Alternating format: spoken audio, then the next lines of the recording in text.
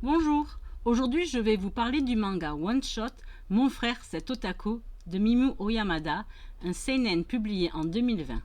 Pour une fois, je vais donc parler d'un titre assez récent car, à ma grande surprise, il ne semble pas avoir fait grand bruit alors qu'il mérite amplement sa place chez les pépites.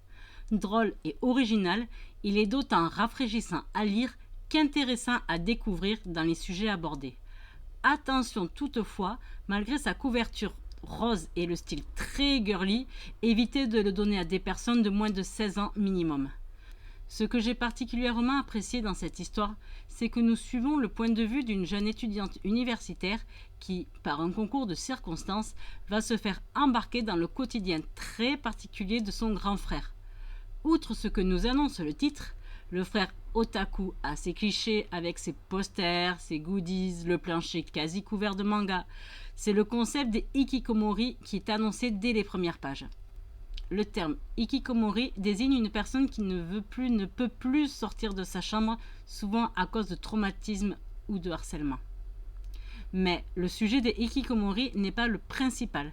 Il côtoie aussi le monde du boys love, souvent raccourci en BL pour ceux qui connaissent, et en explique les différentes facettes. Par de nombreux égards, ce manga, tranche de vie, permet d'en apprendre beaucoup sans avoir l'impression de lire un livre scolaire et surtout sans s'ennuyer. À travers Teruo, la grande sœur donc, on peut découvrir comment une famille peut vivre le fait d'avoir un hikikomori à la maison, mais avec humour et bienveillance. On comprend les différentes ficelles d'un manga boys love et on explore aussi le quotidien et le stress d'un auteur et les dessous de l'écriture, de la vente et des conventions, mais surtout du monde des dojinshi, une catégorie très peu présente en France.